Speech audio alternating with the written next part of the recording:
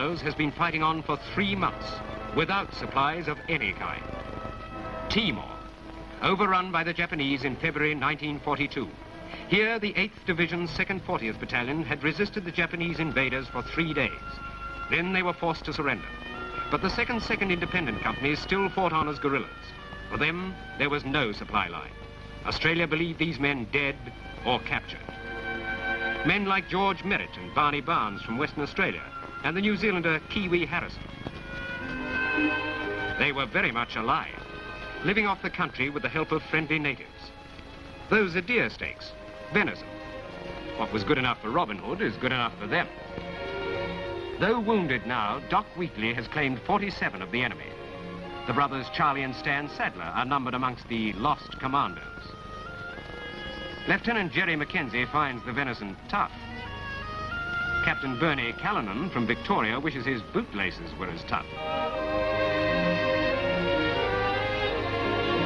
But if you have to, you can improvise. A cigarette lighter made from a cartridge clip and a piece of flint works wonders. And so does this shower. You can make almost anything from bamboo, the all-purpose plant for do-it-yourself enthusiasts. And though food may sometimes be short, it doesn't lack variety. Venison today, and it looks like crocodile steaks for tomorrow. The young crocodile is still alive. It's the natives' way of keeping him on ice until he's wanted.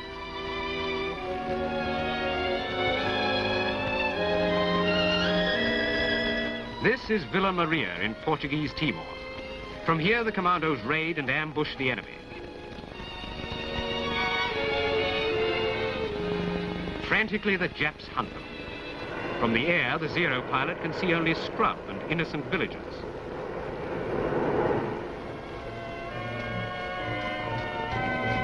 It's ideal country for guerrillas.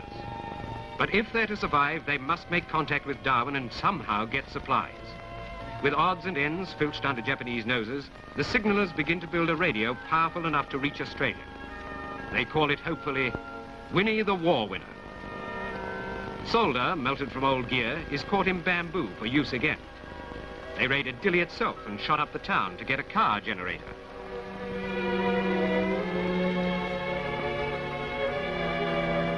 Piece by piece, the odds and ends are fitted together. It's nerve-wracking work. Everything depends on it. They hurry to get the set finished in order to raise Darwin. But no such luck. Darwin did not answer. A new day, another patrol. Its job to harass the enemy, raid his outposts, ambush his patrols. These men are going on the patrol. They're used to it and feel at home in country reminiscent of their own Australian bush.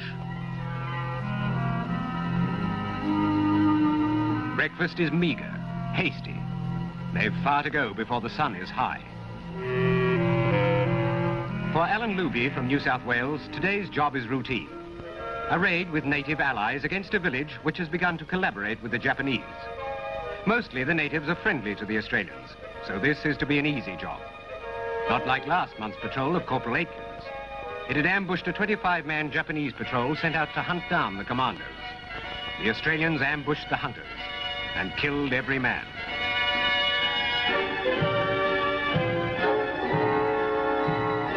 This village had housed collaborators. But further along, the commandos are greeted with smiles and admiration. These people hate the invader. Sergeant Tomasetti is collecting reports about Japanese movements. The natives are the commandos' intelligence service. They like the sergeant. He makes them laugh. They're glad to tell him what they know and to entertain him while they laugh.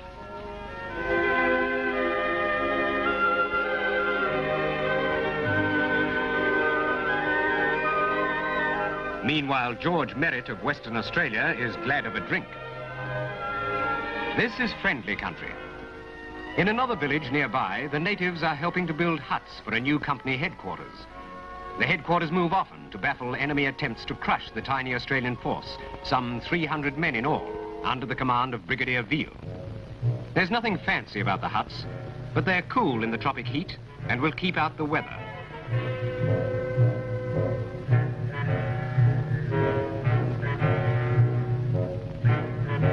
Each commando has a native boy, a volunteer as a servant.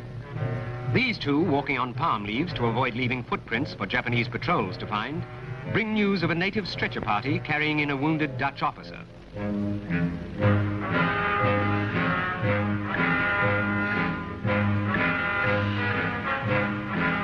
The wound is treated by Captain Dunkley, a doctor from Fremantle. With few drugs, he performs miracles. Meanwhile, the fighting patrol, now far ahead, attacks the hostile village. The Japanese flee.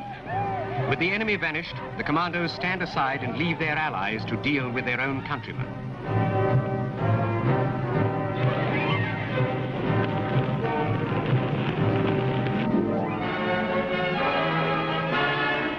This is primitive warfare, but it saves the commandos precious ammunition.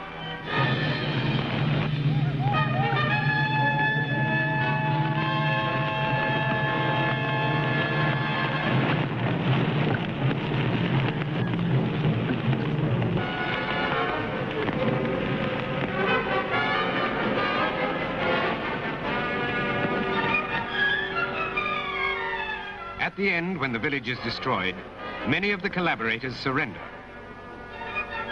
They make a pathetic spectacle, with the very old near to death and little children. Probably none of them really understands what this war is all about. Back at the base, the signalers are still trying to get through.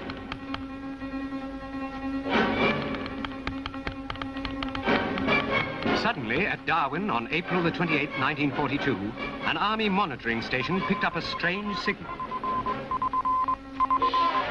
What was that? He can't be sure, but it comes again.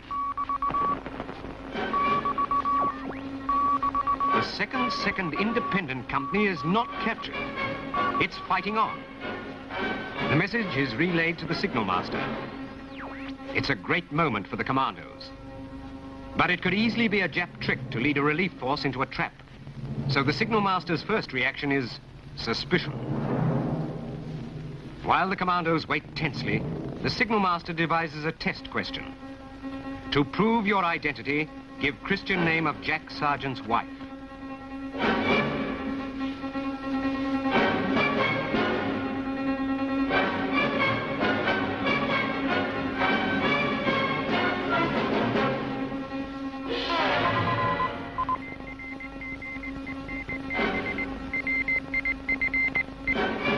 Now the men who were given up for lost know they are speaking to a friend.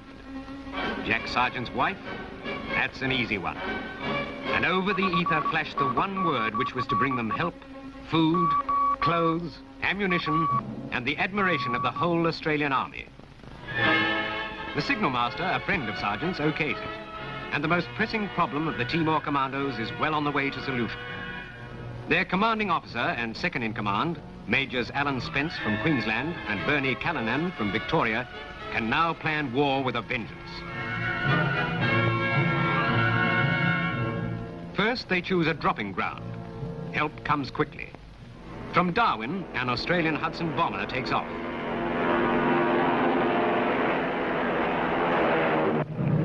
Guided by the commando's radio, it heads for a rendezvous among the mountains. Now they should be approaching it, somewhere about here. There it is. The men of the 2nd Independent Company are waiting for them. And so for them too, like Kanga Force at Wau, the supplies come through. Men who have been cut off for 3 months at last get mail from home, parcels, and the amenities of life once more. Now I suppose we'll have to start shaving again.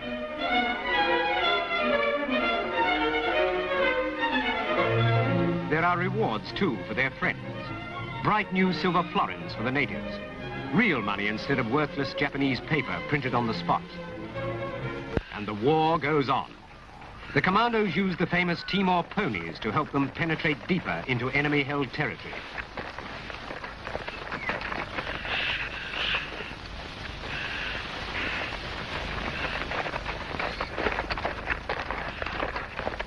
These Timor ponies are hardy. And so's this little adopted digger.